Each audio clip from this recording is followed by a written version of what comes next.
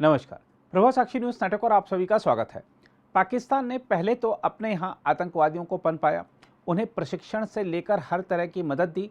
यही नहीं, विदेशी आतंकवादियों को भी अपने यहाँ पनाह दी और तो और अफगानिस्तान की निर्वाचित सरकार को पलटने के लिए तालिबानियों की भी बढ़ चढ़कर मदद की। लेकिन अब जब वही आतंकवादी और तालिबानी पाकिस्तान की जान के दुश्मन बन गए हैं तो पाकिस्तान का रुख बदलता दिख रहा है। हाल के समय में कई विस्फोटों से थर्राया पाकिस्तान समझ नहीं पा रहा है कि कैसे हालात पर काबू पाया जाए। इसके लिए वहां की कार्यवाहक सरकार ने एक बड़ी बैठक बुलाई, जिसमें कार्यवाहक प्रधानमंत्री, उनकी कैबिनेट के महत्वपूर्ण सदस्य और सेना प्रमुख जनरल असीम मुनीर तथा अन्य ने भाग लिया।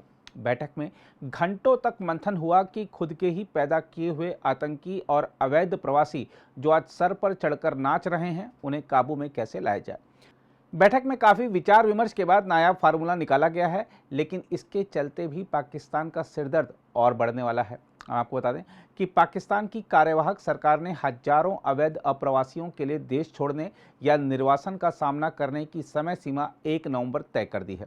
कार्यवाहक सरकार के गृह मंत्री सरफराज बुख्ती ने यह जानकारी देते हुए ऐलान किया है कि सरकार ने आतंकवाद और तस्करी में शामिल लोगों के खिलाफ कार्रवाई तेज कर दी है।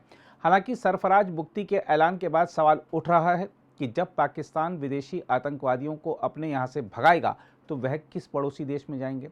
सवाल यह भी उठ रहा है कि क्या पाकिस्तानी अधिकारियों में इतनी हिम्मत है कि वह आतंकवादियों को देश से बाहर का रास्ता दिखा पाएंगे। इसके अलावा जिस तरह पाकिस्तान के निर्णय के बाद अफगानिस्तान की तालिबान सरकार ने कहा है कि वह अपने देश में किसी को घुसने नहीं देगी, ऐसे में यह सवाल भी उठता है कि जब पाकिस्तान अवैध लोगों को बाहर निकालेगा और अफगानिस्तान उनको अपने यहाँ घुसने नहीं देगा, तो क्या ऐसे में दोनों पक्षों के बीच कोई संघर्ष भी हो सकता है। हम आपको बता दें कि पाकिस्तान सरकार के आंकड़ों के मुताबिक लगभग 17 लाख अफगानी नागरिक बिना किसी दस्तावेज के पाकिस्तान में अवैध रूप से रह रहे हैं। हम आपको बता दें कि कार्यवाहक प्रधानमंत्री अनवरुल हक काकड़ की अध्यक्षता में शीर्ष समिति की एक उच्च स्तरीय बैठक के बाद प्रेस वार्ता में सरफराज बुख्ती ने कहा कि जल्द ही कानून प्रवर्तन एजेंसियों को अवैध प्रवासियों के खिलाफ निर्देश मिलेंगे।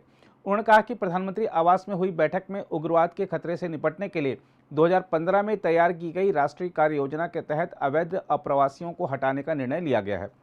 बुख्ती ने कहा, पहला निर्णय उन अप्रवासियों के बारे में है जो अवैध तरीकों से पाकिस्तान में रह रहे हैं।